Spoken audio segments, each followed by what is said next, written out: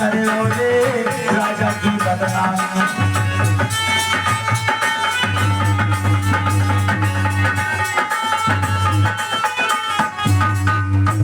महाराज मसी के घर में दो बेटों का जन्म हुआ और उस समय का साथ एक बेटिया का जन्म हुआ। सुना भूपाल सुना सुना चुनाई सुना मेरे भाई उनके जन्मी कोई बेटा रे वीरभ दाई।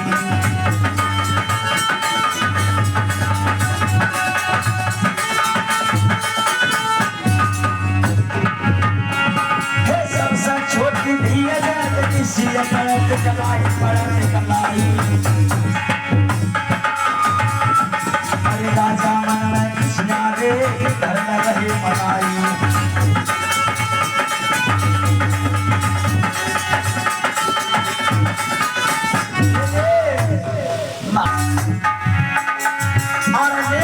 छोट हो सुताई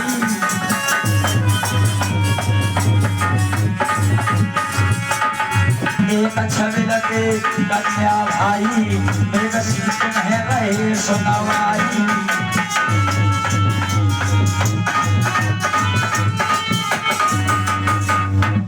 महाराज मसी के तीनों बच्चों का नामकरण होगा। बड़े बेटे का नाम जेवर सिंह और छोटे बेटे का नाम नेवर सिंह रखा और जो बेटिया थी उसका नाम छबील दे रखा। महाराज प्यार से अपने बेटिया को छबील कहा करते थे। एक दिन मैया राम कौर अपने दोनों बेटों को अपने दोनों भट्टुओं पर बैठा कर बड़ा प्रेम कर रही थी।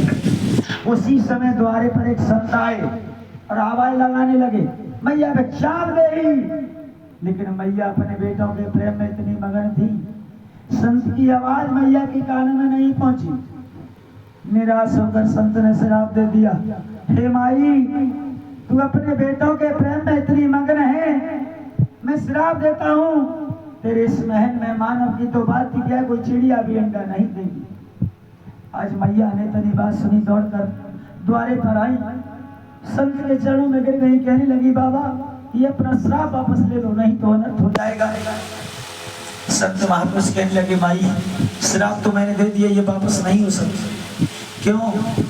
क्योंकि संत का वचन कभी झूठा नहीं हो सकता। गोस्वामी तुलसीदास जी ने भी रामचरितमानस में लिख दिया है। क्या लिखा है भैया कुलदीप? क्या लिखते हैं? अरे मोरे वचन चाहे पड़ जाए फीका और संत वचन पाथर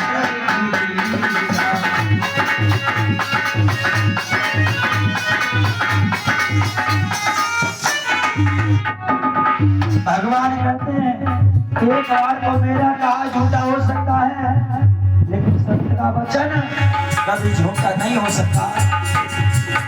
आए जो बिन कराम लिखी विधाता मैं डनहारा नहीं शगुन न्यारा।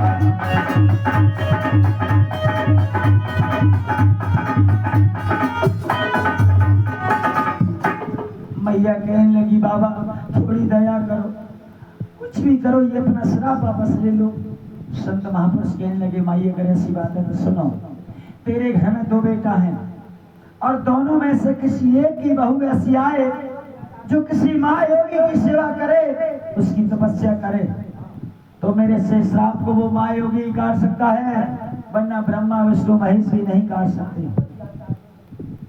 तभी तो मैया वात्सल ने बाबा गोरखनाथ की सेवा की क्योंकि दुनिया में योगी तो बहुत हैं और महायोगी केवल एक ही है बाबा गोरखनाथ। इतनी बात बताकर वो संत वहां से चले गए।